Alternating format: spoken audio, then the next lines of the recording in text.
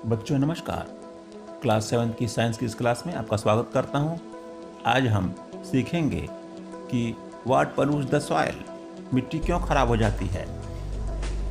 Type of soil यानी मिट्टी कितने प्रकार की होती है, कौन सी मिट्टी में कौन सी फसल लगाते हैं और सॉइल इरोजन क्या होता है, इसके बारे में आज हम सीखेंगे। चलिए शुरू करते हैं। व्हाट पॉल्यूट्स द सॉइल, मिट्टी को क्या प्रदूषित करते हैं। वे पदार्थ जो कि स्वाभाविक रूप से सड़ते नहीं हैं या बायोडिग्रेडेबल नहीं हैं, वो मिट्टी को प्रदूषित करते हैं। जैसे प्लास्टिक के बैग, पॉलीथीन, ये मिट्टी में जाकर के मिट्टी को प्रदूषित करते हैं।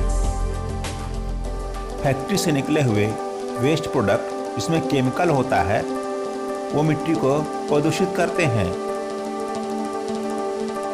अगर मिट्टी में ज़्यादा मात्रा में रासायनिक खाद और कीटनाशकों का प्रयोग होता है, वो मिट्टी की उत्पादन क्षमता को कम करते हैं। इसलिए किसी भी चीज़ को मिट्टी में डंप करने से पहले या गिराने से पहले उसका सही उपचार किया जाना चाहिए। रासायनिक खाद, पेस्टिसाइड का पूर्ण रूप से निषेध होना चाहिए। अगर हम मिट्टी को प्रदूषित करते हैं तो मिट्टी में रहने वाले लिविंग ऑर्गेनिज्म को भी नुकसान पहुंचता है। मिट्टी बहुत प्रकार की होती है। आइए मिट्टी के प्रकार के बारे में जानते हैं।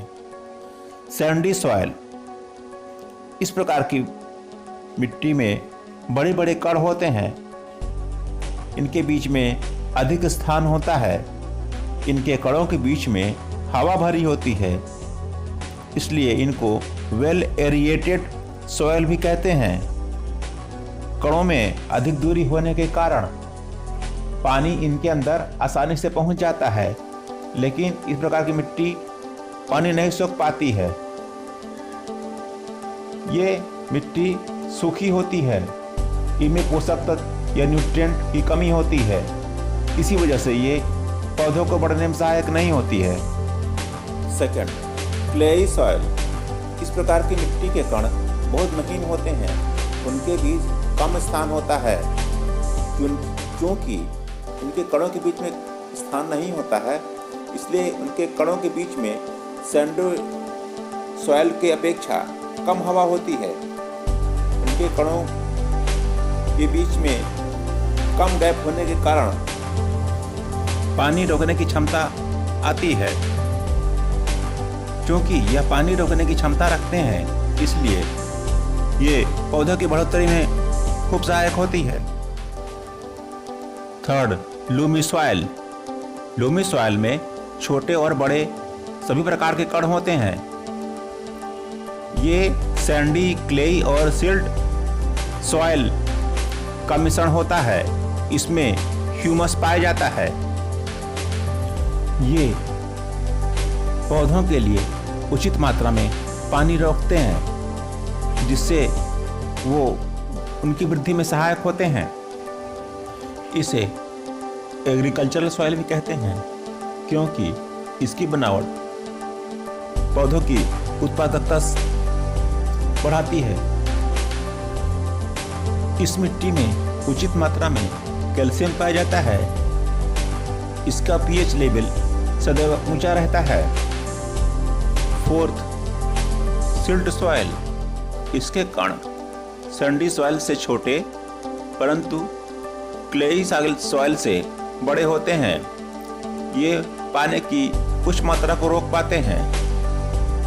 ये सामान्यतया नदियों और तालाबों के किनारे की मिट्टी होती है।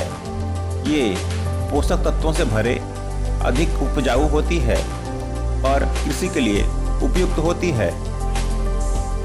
सॉइल एंड क्रॉप्स, अलग अलग रीजन या क्षेत्रों में अलग अलग तरीके की मिट्टी पाई जाती है।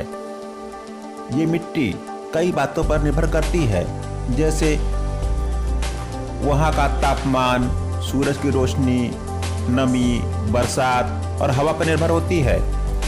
सॉइल की प्रॉपर्टी पर डिपेंड करता है कि वहाँ कौन सी फसल होगी। अगर कहीं की मिट्टी सैंडी सॉइल है, उसमें आलू, मक्का, काली मिर्च होगा।